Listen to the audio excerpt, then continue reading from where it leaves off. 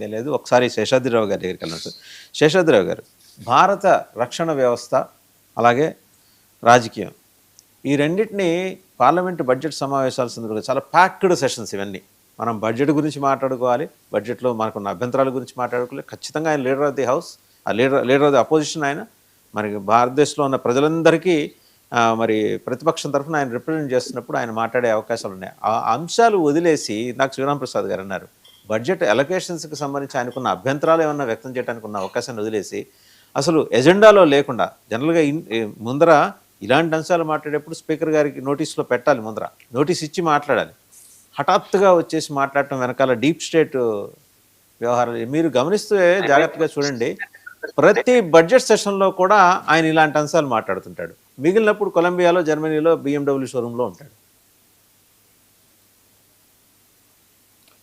అవునండి, ఇది గతంలో లోగడ కూడా అనేక మంది సీనియర్ ఆర్మీ జనరల్స్ వాళ్ళు రాశారు. మేజర్ జనరల్ కౌల్ అని అన్టోల్డ్ స్టోరీస్ 1962 గురించి రాశారు. నిజానికి వాళ్ళకున్న స్థాయికి ఆ ఇన్ఫర్మేషన్ ఏంటంటే బ్యాలెన్స్ చేసుకోవటానికి, ఆలోచనలకి భవిష్యత్తులో ఉపయోగపడే విధంగా వాళ్ళు కొన్ని రిమార్క్స్ రాస్తారు. వాళ్ళ అనుభవాలు అలాంటివి. వాటిలో అబ్జెక్షనబుల్ మ్యాటర్ ఉండదు. ఏదో రాశారు అని ఊహించుకుని వాళ్ళు పొరపాటును కూడా కాని లేని సమాచారం రాయరు. అదంతా కూడా ఒక రకమైన గైడింగ్ ఫ్యాక్టర్గా వాళ్ళ అభిప్రాయాలు, అంత అనుభవంతో వాళ్ళు సంపాదించిన సామర్థ్యాన్ని, తర్వాత వాళ్ళకున్న అనుభవాల్ని పుస్తక రూపంలో ప్రచురిస్తే తప్పులేదు.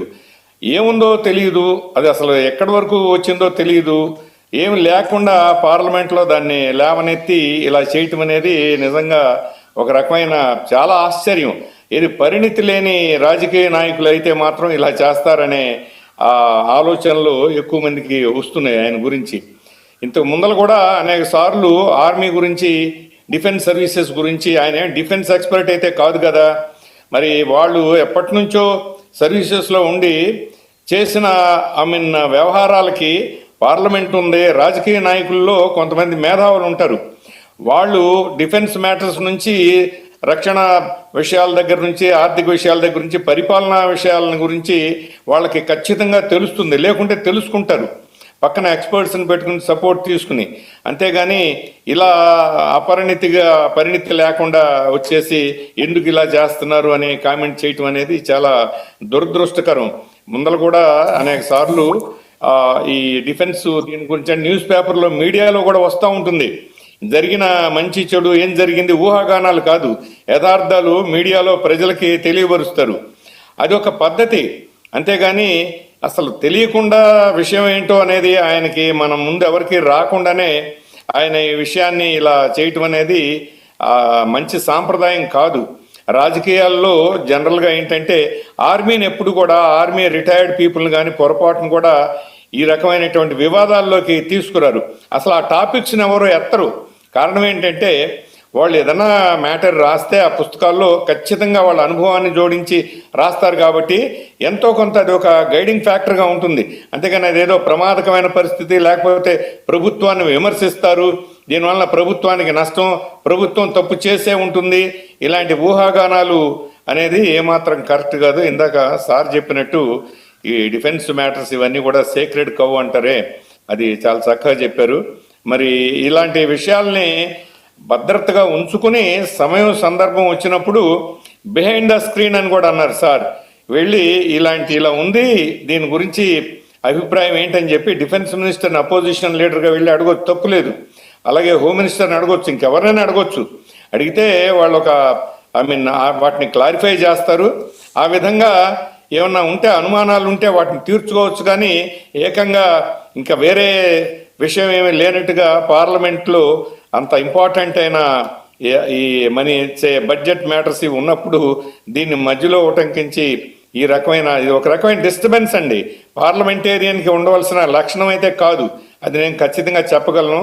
పార్లమెంటేరియన్స్ ఏంటంటే ప్రతిదాన్ని కూడా సంయమనంతో వింటారు, ఆలోచిస్తారు, చెబుతారు. మరలా చెప్పిన దానికి ప్రతిగా వచ్చిన సమాధానాన్ని ఆలకించి తదనుగుణంగా వాళ్ళు స్పందిస్తారు. అంతేగాని ఏకపక్షంగా ఈ విధం ఏంటి, ఎందుకు జరిగింది, ఎలా జరిగింది చెప్పాల్సిందే అని పట్టుబడటం అనేది అది నిజంగా చెప్పాలంటే ఇమ్మెచ్యూర్ అని చెప్పి అనొచ్చు. ఈ మాటలు నేను ఎందుకు అంటున్నానంటే అండి, నేను కొంచెం డిస్టర్బ్ అయ్యాను. ఎందుకంటే డిఫెన్స్ మ్యాటర్స్ని, డిఫెన్స్ జనరల్స్ని, ఆ టైప్లో ఉన్న వాళ్ళని, వాళ్ళ ఆలోచనలు కానీ వాళ్ళ కార్యాచరణ విధానాలను కానీ అండి మా భారతదేశంలో ఎవరు శంకించడానికి వీలు లేదు. ఎందుకంటే వాళ్ళ మన ప్రాణాలని మొత్తం కూడా వాళ్ళు ఒడ్డి వాళ్ళు సర్వీసెస్ చేశారు, లేకపోతే ఆ స్థాయికి రారు. అంటే వాళ్ళు ఎంత బాధ్యతగా ఉంటారంటే నిజానికి వాళ్ళకి ప్రైవేట్ లైఫ్ అనేది ఉండదండి. ఎల్లప్పుడూ యూత్ నుంచి రిటైర్ అయ్యేదాకా కొండలు కోనలు పర్వతాలు తిరగటం, తెలుసుకోవటం, వెల్ఫేరు అప్డేట్ చేసుకోవటం, స్ట్రాటజిక్ స్టడీస్ ఇవన్నీ చేయటం అంతుండదన్నమాట. అలాంటి మహానుభావుల్ని దేశానికి ఉన్నటువంటి ముద్దు బిడ్డలను పట్టుకుని ఏదో పుస్తకం రాశాడు, ఏమి రాస్తుంటాడు, ఎందుకు అయింది ఏంటని చెప్పి చేయటం అనేది నిజంగా చాలా శోచనీయం. అయితే ఇది మొదటిసారి కాదండి. ఇందాక సార్ చెప్పినట్టు ఈ డిఫెన్స్ మ్యాటర్స్ అనేది చాలా డెలికేట్ ఇష్యూస్. అవి ఎక్కడ పడితే అక్కడ, ఎక్కడ అవకాశం దొరికితే అక్కడ, మన దేశంలో కాదు, పోనీ పబ్లిక్ మీటింగ్లో కాదు, వెళ్ళిపోయి ఇతర దేశాల్లో కూడా వాటిని ఈ రకమైన టాపిక్ తీయటం, డిఫెన్స్ని కొంచెం కించపరిచే విధంగా మన వాళ్ళు ఏదో చేశారని చెప్పి. అదేంటండి, చక్కగా ఆపరేషన్ సింధూర్ అనేది జరిగితే ఆయన జరగలేదు అనేటువంటి అభిప్రాయాన్ని చెప్తుంటాడండి. తర్వాత ఇలా పాకిస్తాన్ నుంచి ఈ రకమైన రిక్వెస్ట్ వచ్చింది, అందువల్ల మనం సమయం పాటించి కొంత సీజ్ ఫైర్కి ఒప్పుకున్నామని అంటే అదీ కాదంటాడు. మరి ఆయన ఉద్దేశం ఏంటో, ఏం చెప్పాలనుకుంటున్నాడు? నిజంగా చెప్పాలంటే ఇది ఒక రకమైన దేశానికి అగైనెస్ట్గా చేసే కార్యక్రమాలను కూడా కొంచెం అనుమానం వస్తూ ఉంటుంది. మరి పార్టీలో ఇంకా పెద్దవాళ్ళు ఉన్నారు, సీనియర్స్ ఉన్నారు, ఆయనకి చెప్పాలి. సరే, అనేక కారణాల వల్ల ఆయన ప్రెసిడెంట్గా ఎన్నుకున్నారు, ఆయన ఉన్నారు కదా మేధావులు, అక్కడ కూడా వాళ్ళు ఆయనకి చెప్పి సరైన పందాల్లో నడిపించాలి. లేకపోతే ఈ విధమైన కార్యక్రమాలు రాహుల్ గాంధీ గారు చేస్తూ ఉంటే అంతు లేకుండా ఎప్పటికైనా కానీ ఇది మనం పలచబడతాం. మన దేశానికి ఉన్న మంచి పేరు ప్రతిష్ట, ఆర్మీకి ఉన్నటువంటి ఆ గొప్ప పేరు, అవన్నీ కూడా పలచబడిపోతాయి.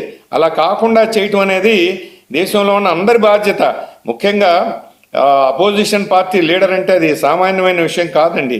ప్రభుత్వానికి తగిన సూచనలు సలహాలు ఇవ్వాలి, అంతేగాని ప్రభుత్వాన్ని ఇరుకును పెట్టాలి, అదొకటే నా కార్యక్రమం, ఇరుకును పెట్టే విధంగానే నేను చేస్తాను అనే విధంగా, దాంతోపాటు సరే ప్రభుత్వంతో పాటు ఇంత ఉన్నతమైన ఆర్మ్డ్ ఫోర్సెస్ని, ఆర్మీని బయటికి లాగటం అదనేదండి చాలా శోచనీయం. రైట్ శేషాద్రి గారు, మళ్ళీ వస్తాం మీ దగ్గరికి.